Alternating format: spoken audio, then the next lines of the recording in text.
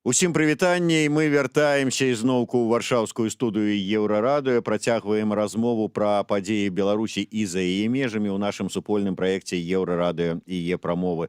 Маім наступным суразмоўцам стане паэт, літаратар, экс-кандыдат у прэзідэнты Беларусі на выбарах 2010 года, ну ці проста Уладзімір Някляеў. Добрый дзень, спадар Владимир. Добрый день. Я вам прызнаюся шчыра, у мяне дзень сёння праверкі працы маёй шпіёнскай праграмы.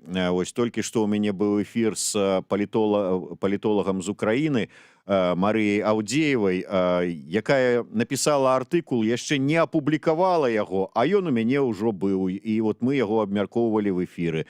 І ў дадзеным выпадку мы зараз з вами гаворым, вот напісаў Уладзімір Някляеў новы раман.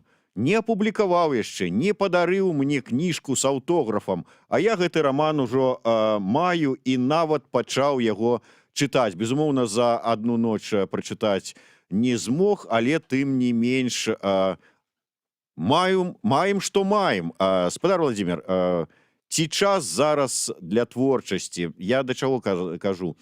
Я памятаю, размаўляў са спявачкай Накай Анастасіяй Шпакоўскай, і яна мне скардзілася, што вот гледзячы на тое, што адбываецца ў краіне, не можа ні на сцэну выходзіць, ні новых песень напісаць. У вас наадварот?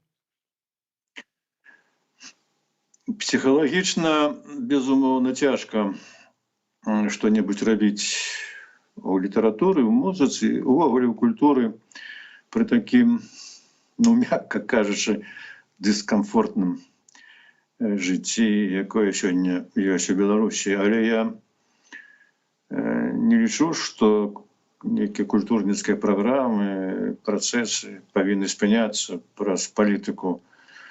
Усё-таки першаснае, чым займаецца літаратура, гэта чалавек, прычым літаратура ў адрозненні ад палітыкі займаецца ім на ягонай глыбіні, на ягонай духоўнай сутнасці, а не на тым, чым займаецца ў чалавеку палітыка. Это абсолютно розныя рэчы. Я разумею Анастасію, дарэчы, я адчуваю себя трошки вінаватым, бо яна попала в гэтыя чорныя спісы і аказалась у замежжы. Ну, як бы пасля таго, як напісала песню на мой верш, я не думаў, па-першае, што з гэтага верша можа быць песня, а па-другое, ну ніяк не меркаваў, што яна можа мець такія наступствы. Раман гэты, пра які ты сказаў, які існуе зараз толькі ў электронным выглядзе, я напісаў не тут. Тут, сапраўды, вельмі цяжка пісаць. Вот, ты засынаеш і прачынаешся з адным. Што з гэтым усім рабіць? З арыштамі твоих блізкіх людзей. У мяне палова сяброў зараз за кратамі. Я не магу не думаць, ведаючы, як там файна у нашай беларускай турме, пра тое, як іх адтуль вырваць, як перапілаваць гэтыя краты. І у чаканні, я ўжо не кажу пра сябе, як да гэтага звык, але ўсё адно напружваешься, вось ідзеш па вуліцы, там за табой сіні бусік, і ты ўжо ў напружанні, ці не па цябе ты сіні бусік, ці там ты патруль ідзе, тут же патрулёў зараз, як пры ваенным стане, і вот узіраецца ў цябе, ці няма ў цябе там чырвона-белага, нечага. Конечно, гэта не стымулюе да творчасці, але яшчэ раз кажу, я не збіраюся перапыняцца ў гэтым, і што ў маіх сілах зараз стараюся рабіць. Мы уже некалькі разоў згадалі новы раман Уладзіміра Някляева, але ніводнага разу пакуль што не сказалі яго назву. Называецца раман «Гэй бен геном». Я так разумею, гэта іврыт і перакладаецца як «гіена вогненная». Ну, ты ведаеш просто, разумееш. Ведаеш, так, это гіена вогненная, это такая мясціна. Раней яна была пад Иерусалимом, цяпер яна у самім уже горадзе, дзе, ну, як бы пекла, так, там яшчэ ў часы паганства ахвяры прыносілі люди, якія там жылі, дзяцей нават. Ну, такая гісторыя в этой даліны сур'ёзная. І мы жывем у нейкім сэнсе зараз, калі не ў самой гэтай даліне, то на яе ўзбярэжжы. Там не адзін, персанаж рамана, якога палохаюць вось гэтай гіенай вогненнай, ну, пеклам, па-нашаму сказаць, адказвае на гэтае запалохаванне: а што вы мяне гэтым палохаеце? Я тут не па смерці, а пры жыцці у гэтай самай гіене вогненай. І хоць ён кажа пра гіену вогненную за сталінскім часам, 37-й год, там, ну, 30-е гады, ну, у рамане «Дзея» адбываецца у год смерці Купалы, 42-й год і 80-е гады. Ён кажа: не трэба мяне палохаць, я у гэтым пекле, у гэтай гіене вогненной усё жыццё пражыў. Дык вось я ніяк не думаў, пачынаючы раман, а я яго пісаў 4 гады, што вось гэты стан існавання нашага вернецца вось да 37-х гадоў, калі мы будзем спаць у сваіх хатах і баяцца, што да нас пагрукаюцца і забяруць за краты. Я калі пачытаў анатацыю да вашага рамана, там вот ёсць словы «раман пра Беларусь і беларусаў». Потым перад тым, як вечарам учора пачаў яго чытаць, і пачынаецца раман, як Янка Купала, памёрлы Янка Купала, ідзе на сваё пахаванне. Калі казаць, што гэта раман пра Беларусь і беларусаў, у мяне адразу ўзніклі такія асацыяцыі пра тое, што вот як мы, беларусы, ідзем і глядзім на пахаванне Беларусі і беларусаў. Ці я не правы? Ну, метафору ты прачытаў правильно. Там роман сканчаецца вершам: «Мёртвы народ ажыўляе самога сябе, і аніяк ён самога сябе не ажывіць». Нягледзячы на тое, што, як я романа, это 40-е, 80-е гады, на жаль, яны пераклікаюцца з нашым часам. Шмат вельмі аналогій, вельмі шмат. На жаль. Я чаму ўзяўся за гэты раман? Мне заўсёды не хапала маштабу Янкі Купала, ну, такога маштабу, якого ён заслугоўвае. Чалавек жа не толькі сядзеў у беларускай вёсцы, там не толькі ў Менску жыў, за ім і Москва, і Санкт-Петербург, і Вільня, дзе былі асноўныя персанажы таго часу. І ён з імі сустракаўся, ён з імі кантактаваў, а ва ўсіх успамінах, ну, Купала нейкі, вот, ну, як помнік, разумееце, чалавек без жарсцяў, ну, такі вот абсалютна вычышчаны, як гэта рабілася за савецкім часам. А ў яго вельмі цікавы лёс, асабісты вельмі цікавы лёс, ягоныя адносіны з многімі людзьмі, з уладай. У рамане ён вось і выходзіць на гэты ўзровень, там у яго з ім побач у смерцю, гэта ўжо ягоны Маяковскі, Горкі, самыя вялікія імёны еўрапейскай літаратуры, культуры і палітыкі. У яго там дыялогі са Сталіным, з Хрыстом, з якім яны прыходзяць да высновы, што не ўсё в гэтым жыцці удаецца не толькі ў чалавека, але і ў Бога. Ну, я стараўся падняць яго на незалежную, на належную для яго вышыню, бо ёсць тэндэнцыя на сённяшні дзень, на жаль, не толькі ва ўлады знішчыць усё беларускае, ўсё сапраўды вялікае беларускае, але і дыскусіі у дэмакратычным руху такія дзіўныя, як для мяне на сённяшні дзень, а хто такі Купала, а што ён насамрэч зрабіў, і гэтак далей, і гэтак далей. Купала нацыянальны геній, і гэта трэба адстойваць і не даваць нікому парушыць вось такой успрыяцця Янкі Купалы, бо тады мы парушаем падмурак тое, на чым мы сёння стаім.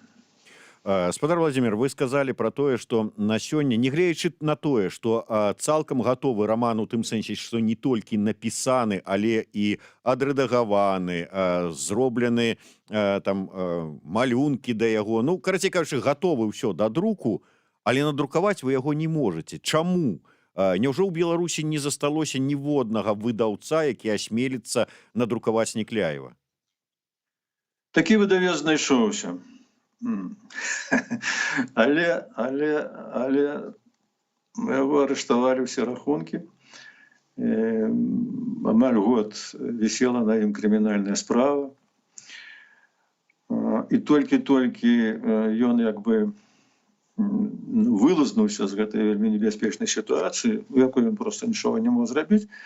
Тут же у такой же сітуацыі апынуўся Саюз беларускіх пісьменнікаў у серыі, літаратурнай серыі якога планавалася выданне гэтага рамана. Я не бяруся сцвярджаць, што, ну, так мякка кажучы, непрыемнасці і ў гэта выдавецтва, і ў Саюзе беларускіх пісьменнікаў з'явіліся праз мой раман. Там нічога няма экстрэмісцкага, як я сказаў, падзеі не закранаюць сённяшні час, а калі закранаюць, то толькі метафарычна, па аналогіях.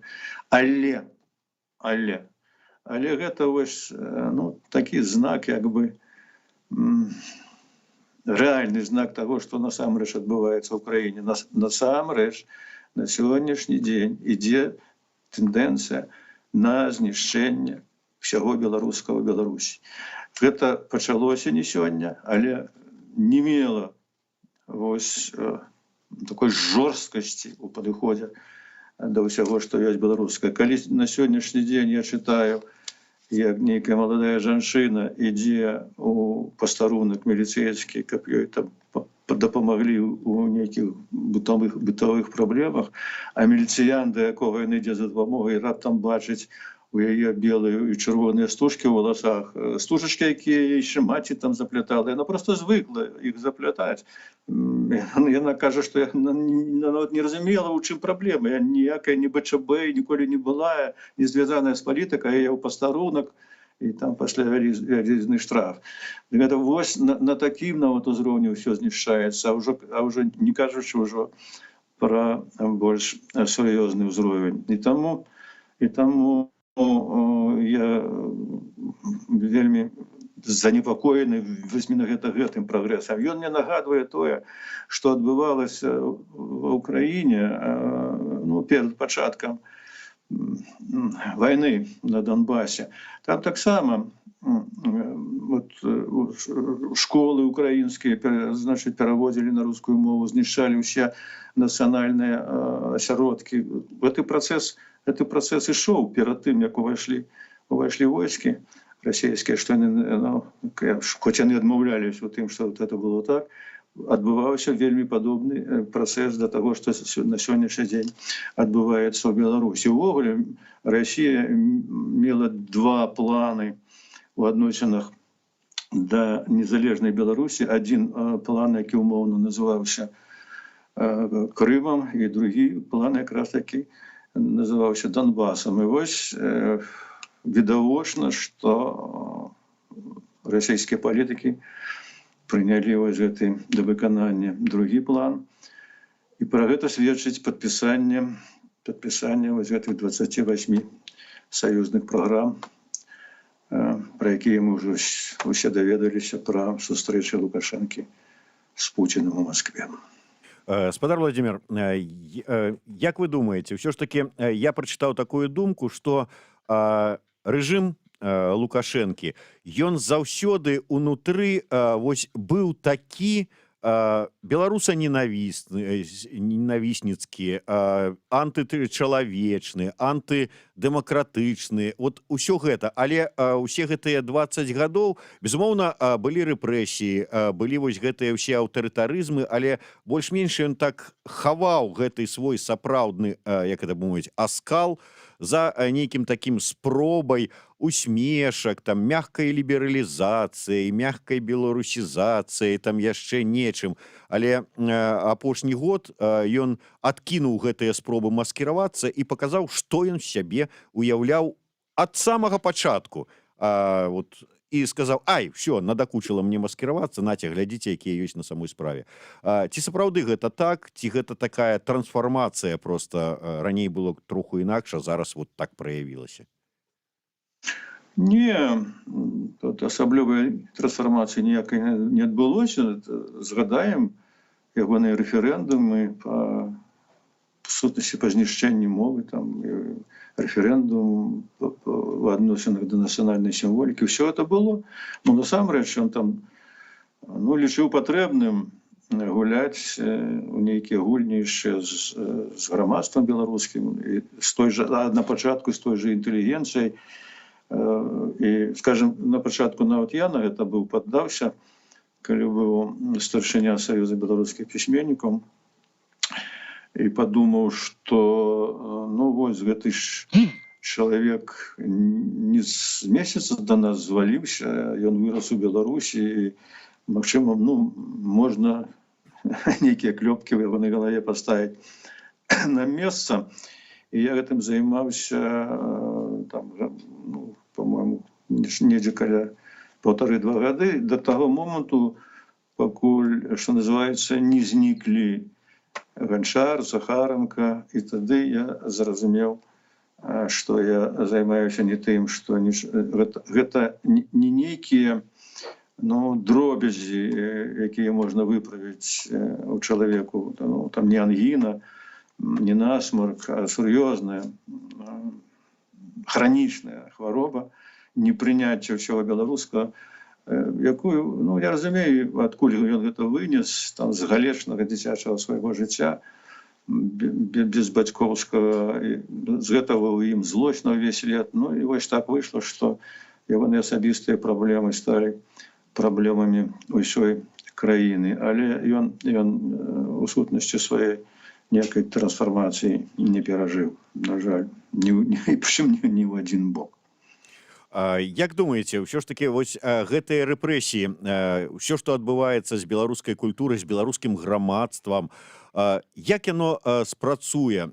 Будзе вынішчанае поле, на якім нічога не вырасце, ці па прынцыпу, што нас не забівае, то робіць нас мацнейшымі? Я думаю, что наше белорусское поле не вынішчыць нікому. Небяспека, конечно, вельмі сур'ёзная зараз, по той простай прычыне, якую все разумеюць.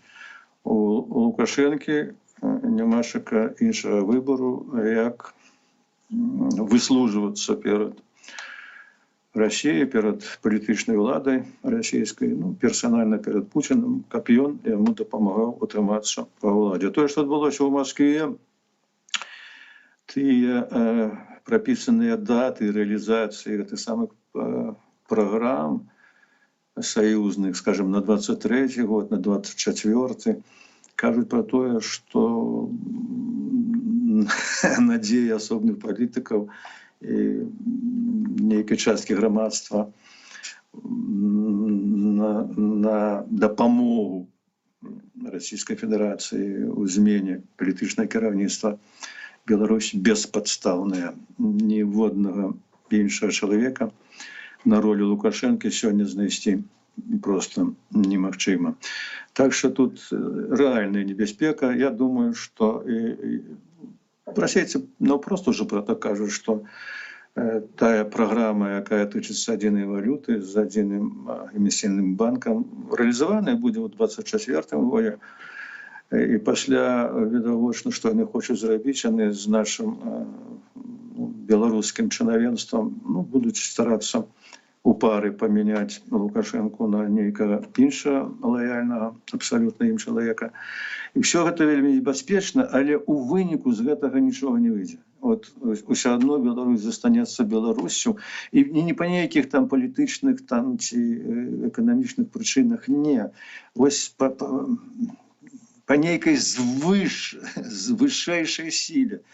якая вот дапамагае беларусам выжыць, не гледзячы ні на што. Былі ж і горшыя часы, паслухайце, прыходзілі нас сапраўды люди, якія тут спальвалі нас, стралялі, што толькі не рабілі там і пры Мурав'ёўшчыне, і пры там Гітлераўшчыне.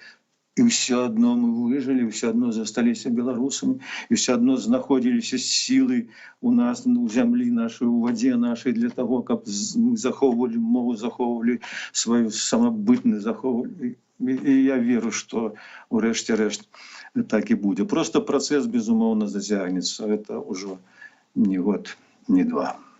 Не магу утрымацца, каб не спытацца вашага меркавання наконт апошніх выказванняў Зянона Станіславовича, які вось тут, седзячы ў нас у студыі, ўсё ж такі даказваў, што санкцыі не спрацуюць, што санкцыі, наадварот, правакуюць рэжым на ўсё большыя і большыя рэпрэсіі, на вынішчэнне не толькі грамадзянскай супольнасці, але і грамадства беларускага.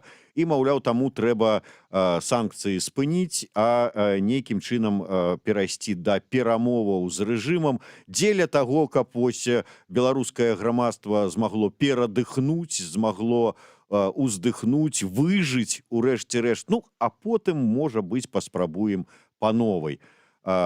Як ваша стаўленне да гэтага погляду Зянона Станіславовича на сітуацыю? Нельга сказаць, што ён, Зянон Станіславович, зусім не мае рацыі, бо цяжка заўважыць, як уплываюць санкцыі асабіста там на Лукашэнку, ці на прэм'ер-міністра, ці на міністраў, ці на сілавікоў. У іх, значыць, усё нормально з капіталамі, у іх па 10 замежных пашпартоў, і яны, як выязджалі, так і могуць, куды захочуць выязджаць. І, дарэчы, гэтыя санкцыі падштурхнулі падпісанне вот этих 28 программ. Это факт.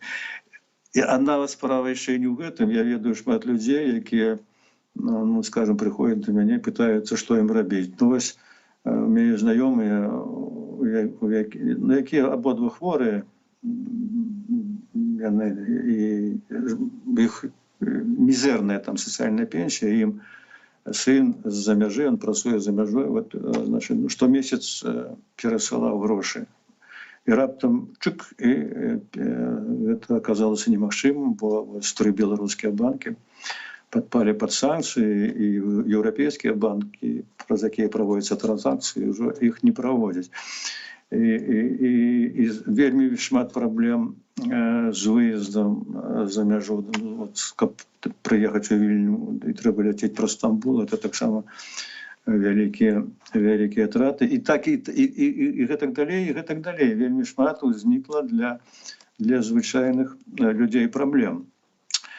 Кажуць, трывайце, да, на гэты раз давайте будем трываць, Захад будзе павялічваць там ціск санкцый. Але ведаеце, што такое трываць? Трэба ўсё-такі ведаць, я просто гляджу, я ж тут жыву, вот я гляджу зараз свой этот экранчык телефонны, і на вуліцу, ось там ходзяць людзі, вон десяткі людзей, заклапочаныя, значит, цены растуць, ім не хапае ўжо не толькі на лекаванне, ўжо на яду. І відавочна, што для людзей праблемы. І трываць, што такое трываць? Ну вось, я разумею трываць, ну вот табе, скажем, без наркозу, бо няма шаканаркозу, робяць аперацыю. Ну, можа, там шклянку гарэлкі даўшы дзеля гэта. І кажуць, трывай. Ну, ты трываеш, бо ты разумееш, дзеля чаго ты трываеш, каб застацца жывым. Табе там гэты асколак дастануць, ці зробяць нешта іншае, каб ты застаўся жывым, здаровым. Ну, тады ты трываеш. І вельмі цяжка трываць людзям, калі яны не бачаць у гэтым трыванні выніка. Вельмі цяжка трываць. Але зноў жа, вось проста пакінуць, як мне здаецца, пакінуць, ну, без рэакцыі тое, што адбылося ў Беларусі, адбыліся забойствы, здеки над народом. Это все разумеют, что это будет здек над народом, а не над неким вором. Так само не выпадало. І калі мы і захад што мог зрабіць, ён жа не мог увесці тут войскі в Беларусь, правда? Дарэчы, захад это не зрабіў, Расія зрабіла. Уже Лукашенко хвалится, что он поставить, значит, комплекс С, значит, это 400 на мяжы з Украины, вот до чего дошло, Господи, твоя воля. Вот тут уже российские самолеты летают, так что, але все одно захад что мог зрабіць, то и зрабіў, значит, больше. А мы раней усе вінавацілі той самый захад и Евразвяз и Злученные Штаты, что они только декларации там, значит, робяць, а не робяць ніяких реальных кроков. Ну так вось они зрабілі, гледзячы рэальныя крокі, і цяпер мы зноў пачынаем казаць, што это зноў не тое. Так мы можам заблытаць і іх, і саміх сябе. Я не ведаю, шчыра сказаць, вось па выніку, што з гэтага можа быць, ці мае абсалютную рацыю Зяно Станіславович, ці не мае, але нейкая рацыянальнае зерне у ягоных развагах ўсё-такі прысутнічае. Як вы думаеце, ўсё ж такі, як вся гэтая сітуацыя, якая цягнецца год, гэтыя няспынныя рэпрэсіі адаб'юцца на самім беларускім грамадстве, калі не толькі вось рэпрэсіі, але вынік іх, калі тысячы, нават не десяткі, можа ўжо сотні тысяч чалавек былі вымушаныя з'ехаць у эміграцыю. Тысячы людзей сядзяць за кратамі. І вось гэта, вот наша партызанская нацыя, наша нацыя, якая прывыкла выжываць падчас гэтых пастаянных навалаў і рэпрэсій, як яна адрэагуе? Як звычайна, як раней гэта было? Не, як раней уже ніколі не будзе. Я пісаў уже і казаў пра гэта, па-моему, не аднойчы, што рэвалюцыя, а у нас адбылася рэвалюцыя. У жніўні 2020 года у нас адбылася рэвалюцыя, сапраўдная рэвалюцыя. Не кожная рэвалюцыя, і нават у меншай сваёй колькасці прыводзіць да змены ўлады. Ну, не кожны. Але галоўны вынік рэвалюцыі – гэта змены ў свядомасці. Ось калі адбываюцца змены ў свядомасці, гэта адбываецца рэвалюцыя. І на сённяшні дзень гэтыя змены адбыліся. Яны адбыліся незваротна. Доказам таму, я калі паказаў вам сваю прыватную пошту, это сотні допісаў з адным і тым жа пасылам. Вот я раней быў сляпы, я раней была сляпая, я там не, значит, глядела на пазіцыю, на нешта лішняе ў нашым жыцці, ніяк не цікавіла, што там адбываецца ва ўладзе, я не ўглядала. А цяпер у мяне адкрыліся вочы. Дык вось, насамрэч грамадства жыве сёння з адкрытымі вачыма, не з закладзенымі вушамі і не з замкнёным ротам. Не гледзячы ні на што, паглядзіце, людзі дзе могуць выказвацца пра тое, што адбылося насамрэч у жніўні 2020 года, да гэтай пары выказваюцца, і ўсе разумеюць. Вот вельмі складаная сітуацыя зараз, вот я размаўляю з людзьмі, ва ўспрыняцці таго, што вот адбываецца зараз з імі праз санкцыі, праз усё. Яны, праблема палягае ў тым, што яны, многія з іх забываюць першапрычыну таго, чаму вось гэта такое жыццё настала, значыць, у іх, што гэта адбылося праз палітычную прычыну, праз фальсіфікацыю выбараў, а не праз санкцыі. Разумееце, это ўжо следства, а не прычына. Але у людзей дастаткова кароткая памяць, а асабліва у тых, хто насамрэч не займаецца так грамадска-палітычным жыццём актыўна. Тут ёсць яка праблема, але ўсё адно у аснове сваёй выйшаў народ. Выйшаў народ не згодны з тым, што яго падманваюць. Выйшаў народ не згодны з тым, як з ім абыходзяцца. І гэты народ уже не змірыцца з тым, каб яго зноў загнаць у той спосаб існавання, у якім ён быў раней. Это просто выключана. І гэта меня здзіўляе, чаму гэта, ну добра, у Лукашэнкі такая ситуация, что ему нема куды податься, але ж побач там у яго міністры, там это, ну, цэлая сплойма этой чэлядзі. Чаму яны гэтага не разумеюць? Ці можа яны разумеюць, просто не хочуць гэтага разумець, а гэтаксама баяцца попсты з боку сілавікоў, з боку ўлады, як гэта баяцца і ўсе шэраговыя людзі. Хутчэй за ўсё выглядае, што это так. Ведаеце, я б вельмі хацеў падзяляць вашае меркаванне наконт нязменнасці, але вот мне пішуць людзі, якія таксама засталіся ў Мінску і кажуць, прыязджалі на выходныя каля Зыбіцкай, і там паўно людзей, музыка грае, дамы на шпільках у вечаровых сукенках, танцуюць, выпіваюць, ўсё нармальна. Кныровіч той же самы з'ехаў, расказвае размову са сваім сябрам-бізнесменам. Той кажа, а я засунуў сваё сумленне ў сраку і працягваю працаваць. І такіх дастаткова шмат. Ніхто не кажа, што гэтага нямашака. Так, і не толькі на Зыбіцкай. В заводскім раёне вы это ўбачыце і дзе заўгодна. Людзей, ну, як актыўных людзей, пасіянарных у любым грамадстве не так шмат. І псіхалогія чалавечая, перш за ўсё, палягае на тым, як уратавацца, як выжыць і як жыць.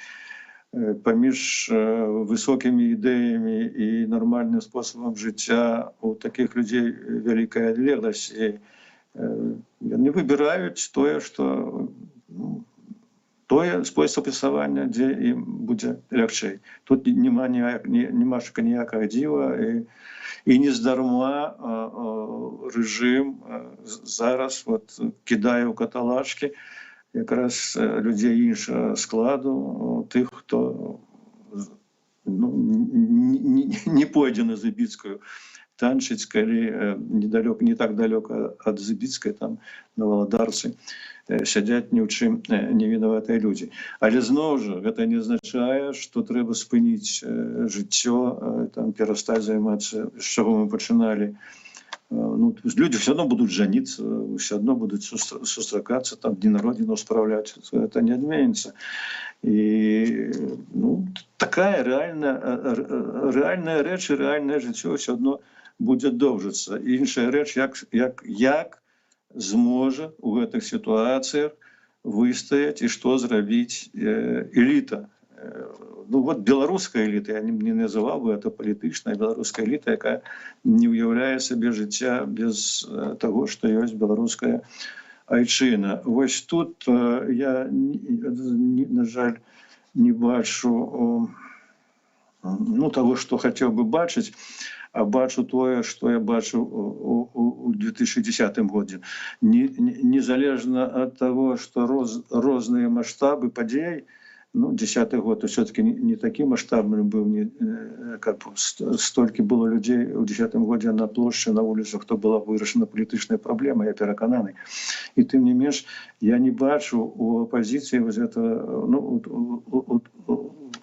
ўсіх, не будем казаць у апазіцыі, у свядомых, як Грэблева пра ўсіх нас кажа Лукашенко, таго разумення важнасці гэтага гістарычнага моманту і яднання вакол ідэі захавання незалежнай Беларусі. Вот я бачу, як і на Захадзе, і тут зноў мы ўсё ківаем на тых людзей, якія ходзяць на Зыбіцкую, а самі зноў жа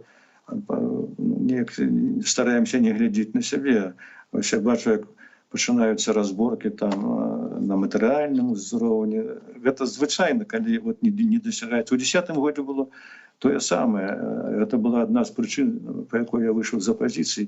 Як толькі не была дасягнута палітычная мэта змена ўлады, так пачаліся такія меркантыльныя разборкі, хто там што і за што мае. Вось гэта небяспечная тэндэнцыя, як яе паламаць, а з кім не размаўляю, не магу дабіцца толку. Але зноў жа, не гледзячы, усе жывыя людзі, усе слабыя, сказано ў Бібліі, не так шмат такіх асілкаў, як, скажем, не знаю, Статкевич, Северынец, якія вот стаяць нязломна і гатовыя ахвяраваць сабой дзеля Беларусі. Іх заўсёды было не шмат, але яны ёсць. І ёсць вось тая народная выяўленая сіла беларуская, якая ўжо нікуды не падзенецца, хто б там не гуляў на Забіцкай, і хто б не ездзіў на сініх гэтых бусіках і не арыштоўваў людзей, якія тут інакш думаюць. І гэта сіла пераможа. У мяне няма ніякага сумневу. Увогуле нам ні ў якім разе нельга страчваць той пазітыў, які мы здабылі ў жніўні 2020 года. Я кажу, што вот калі браць нашего земляка Достоевского з ягоным вядомым выразам «Свет зратуе прыгажосць», дык вось у нас адбылася самая прыгожая ў свеце за ўсе часы існавання чалавецкай рэвалюцыя. І гэта ўжо не адмяніць нікому ніякімі рэпрэсіямі. І вот гэта і ёсць тая прыгажосць, якую мы мусім захоўваць у сабе, у сваёй творчасці, у тым, што мы пішам, і ў тым, што мы робім, і ў тым, як мы жывём. Ну што ж, сапраўды, я таксама згодны наконт прыгажосці таго, што адбывалася, і спадзяюся, што ужо гэтая тэма натхнення гэтымі падзеямі знайшло адлюстраванне ў тысячах выдатных вершах, тысячах выдатных песень рок-музыкантаў беларускіх і не толькі. Ужо знятыя фільмы, напісаныя карціны, нават раманы напісаныя, але думаю, што ўсё гэта будзе асэнсоўвацца яшчэ доўга-доўга, не адзін прыгожы твор з'явіцца. І пра творы я вярнуся да самага пачатку, да новага рамана Владзіміра Някляева «Гэй-бен геном», які перакладаецца як «гіена вогненная». Мы ўжо сказалі, што, на жаль, ён існуе толькі в электронным варыянце, але ці можа шырокая публіка вашых прыхільнікаў пачытаць гэты раман хаця б у электронным выглядзе сёння? Я за гэтым не надта пераймаюся. Я напісаў. Разумееце, у меня тут ёсць нейкія там прапановы, давайте то, я гэтым не пераймаюся. Вада сваё рэчышча знойдзе. Гэтаму раману я даў больш за 4 гады жыцця. Можа быць, гэта самая істотная рэч, якую я напісаў. Там даволі такое непростае асэнсаванне нашага непростага жыцця. І знойдуцца людзі, якія гэта неяк таксама усвядомяць. Ён будзе так ці інакш, ён будзе выдадзены. Я не спяшаюся пакуль з ягонай электроннай, значыць, версіі, каб я там выдаваць у інтэрнэт. Галоўнае, што я гэта напісаў. І цяпер у мяне у галаве ўжо іншыя сюжэты, іншыя тэмы. І спадзяюся, дасць Бог яшчэ здароўя, яны з'явяцца як кнігі. Я не губляю, не гледзячы на тое, што як бы немашака пакуль што асаблівых прычын для радасці. Я іх вонкава, я іх знаходжу у творчасці, у тэкстах. Што такое літаратура? Гэта магчымасць зрабіць тое, што ты не здолеў зрабіць у жыцці. Вось я гэтым зараз і займаюся. Раблю у літаратуры тое, што не ўдалося зрабіць у рэальным жыцці. Дзякуй вялікі. Самае галоўнае, што рукапісы не гараць, асабліва рукапісы Някляева, і рана ці позна яны дойдуць да чытачоў. Дзякуй вялікі. Владзімір Някляев, Зміцер Лукашук у сумесным праекце Еўрарадыё і Е-прамовы.